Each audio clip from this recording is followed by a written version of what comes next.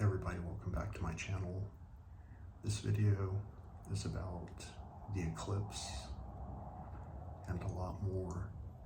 Imagine watching all these channels where people are sharing insight, spiritual insight, prophetic insight, and so forth. And imagine that you believe this information, and you do, that's why you're watching some of this. And then imagine that you have someone who's not as good as putting together a showcase of a video, but they're equally good at relating the compelling evidence that everything that we're hearing about the eclipse is noteworthy. Well, I was listening to someone, I can't remember the name of the presenter, but I will put the link in the description. And the presenter talked about finding insight about how airlines would be something that people would want to avoid doing during, prior to, and also after a window of time when the upcoming solar eclipse happens. So imagine that in the headlines today that there were insights about planes literally falling apart. I'm smiling because it's almost comical. It's almost comical because the headlines are so pervasive with this insight, and yet people continue to fly. And in fact, I know of several of the people in my circles who are traveling in the not too distant future. And they're doing it without even thinking twice about the messages that seem to be relevant, which I am attempting to relate as something that I at least believe to be worth noting.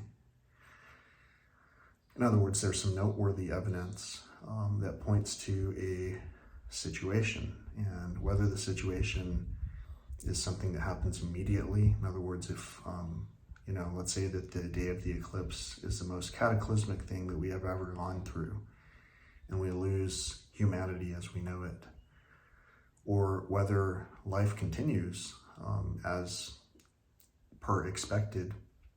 As we approach this date, we have in fact continued to notice planes with pieces clearly falling off of them, enough so that there are government interactions with regard to whether this information was even able to be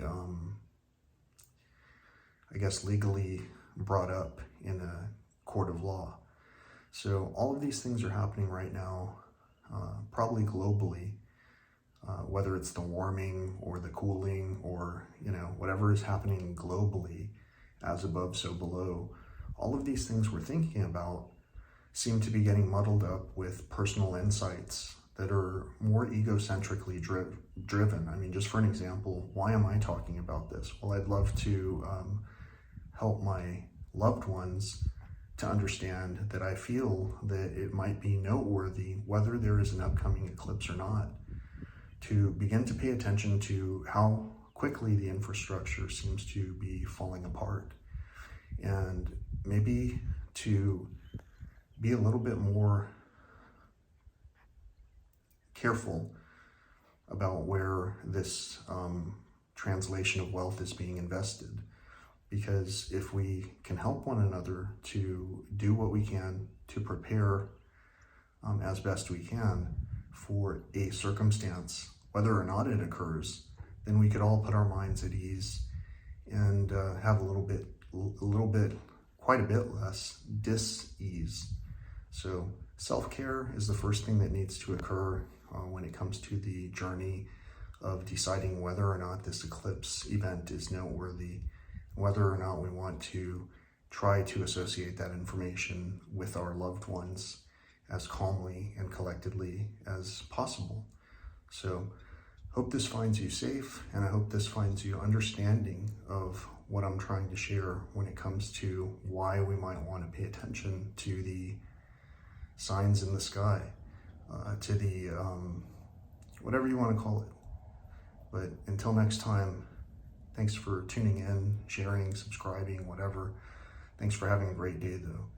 And until next time, peace, love, and all that old school stuff.